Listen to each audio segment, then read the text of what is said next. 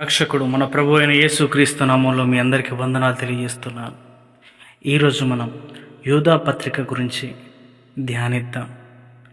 ఈ యూదా పత్రిక చాలా చిన్నదైన ఈ ఆఖరి దినాల్లో సంఘమునకు కావలసిన విలువైన వర్తమానాలు మనకు అందులో బాగుగా కనిపిస్తాయి. ఈ అధ్యాయము లేదా ఈ గ్రంథమును పూర్తిగా అర్థం చేసుకోవాలంటే ఈ గ్రంథాన్ని ఎవరు ఏ పరిస్థితుల్లో ఎందుకు రాశారో ఆ నేపథ్యాన్ని చూసుకుంటే దీన్ని మనం ఇంకా బాగా అర్థం చేసుకోవచ్చు.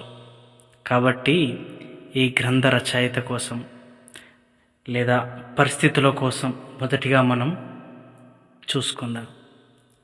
యూదా పత్రిక రాసింది యూదా గారు, యాకోబు సహోదరుడైన యూదా గారు. అసలు యాకోబు ఎవరు? పెద్ద యాకోబా లేదా చిన్న యాకోబా? నాకు తెలిసి పెద్ద యాకోబు అయ్యే అవకాశమే లేదు. ఎందుకంటే పెద్ద యాకోబు గారి సహోదరుడు మన అపోస్తులుడైన యోహాను గారు. వారికి యూదా అనే సహోదరుడు లేనే లేడు. అంతేకాకుండా ఈ పెద్ద యాకోబు గారు యేసుక్రీస్తు ప్రభుల వారు చనిపోయిన సుమారు 4 సంవత్సరాలకు హేరోదు చేత కత్తి చేత చంపబడ్డాడు. మరి చిన్న యాకోబు ఎవరు? యేసుక్రీస్తు ప్రభుల వారి తమ్ముడు. కానీ యాకోబు గారు కానీ యూదా గారు కానీ నేను యేసుక్రీస్తు ప్రభుల వారి తమ్ముడని ఎక్కడా చెప్పుకోలేదు, గొప్పలు చెప్పుకోలేదు. ఎందుకంటే తనను తాను తగ్గించుకున్నారు. వీరిద్దరూ మత్తయి సువార్త 13వ అధ్యాయం 55వ వచనంలో, 27వ అధ్యాయం 56వ వచనంలో, మార్కు సువార్త 6:3 వచనం ప్రకారం యేసు ప్రభుల వారికి 4 తమ్ముళ్ళు 2 చెల్లెళ్ళు ఉన్నారు. కాబట్టి యాకోబు గారు యేసయ్యకు పెద్ద తమ్ముడు. ఈ పత్రిక రచయిత అంటే యూదా పత్రిక రచయిత యేసయ్యకి 3వ లేదా 4వ తమ్ముడని అర్థమవుతుంది. అయితే కొందరు ఈ పత్రిక రచయిత అపోస్తలుడైన యూదా అంటారు. అపోస్తలుడైన యూదాకి మరో 2 పేర్లున్నాయి, తద్దాయి లేక లిబ్బాయి. మత్తయి 10:3 ఈయన తండ్రి పేరు. లూకా 6:15 ప్రకారం ఈ యూదా అలియాస్ తద్దాయి అలియాస్ లిబ్బాయి యొక్క తండ్రి పేరు అల్ఫాయి. కానీ యేసుక్రీస్తు ప్రభుల వారి తండ్రి పేరు యోసేపు గారు. యోసేపు గారికి అల్ఫాయి అనే మారు పేరు ఉన్నట్లు కానీ ఎక్కడా బైబిల్లో రాయబడలేదు. అయితే యేసుక్రీస్తు ప్రభుల వారు పరిచర్య చేస్తున్నప్పుడు ఆయన సహోదరులు ఆయనను మెస్సేగా నమ్మలేదు. కానీ ఆయనను హింసించిన విధానానికి ఎంతో బాధపడ్డారు.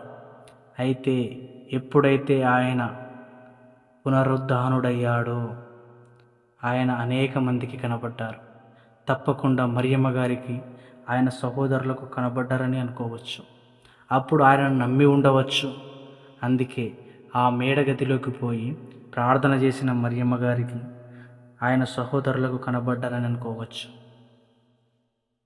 వారితో లేదా ఆయన తల్లితో పాటుగా యాకోబు సహోదరుడైన యూదా అనగా ఈ పత్రిక రచయిత మరియు ఆయన సహోదరులు కలిసి ఏక మనస్సుతో ఎడతెగక ప్రార్థన చేయుచుండిరని రాయబడింది.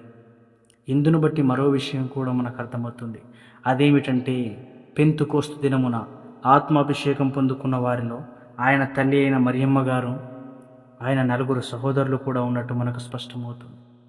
కాబట్టి యూదా పత్రిక రచయిత యేసుక్రీస్తు ప్రభుల వారి తమ్ముడైన యూదా గారు, తండ్రి యోసేపు గారు, తల్లి మరియమ్మ గారు, అన్న చిన్న యాకోబు గారు.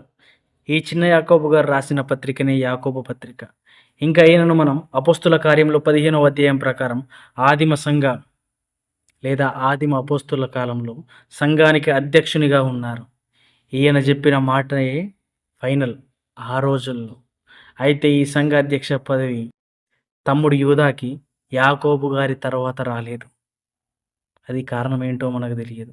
అయితే యూదా పత్రిక రాసిన కాలం క్రీస్తు శకం సుమారు 80 సంవత్సరం నుంచి 90వ సంవత్సరం మధ్యలో. ఈయన వృత్తి లేదా ఈయన పని వడ్రంగి లేదా కార్పెంటర్. యోసేపు గారు యేసయ్య చిన్నతనంలోనే చనిపోయారు కాబట్టి కుటుంబానికి యేసయ్య ఈ వడ్రంగి పని చేసి పోషించారు. చెల్లెళ్లకు పెళ్లి చేసి తమ్ములను ప్రయోజకులను చేసి అప్పుడు పరిచర్య ప్రారంభించారు యేసయ్య.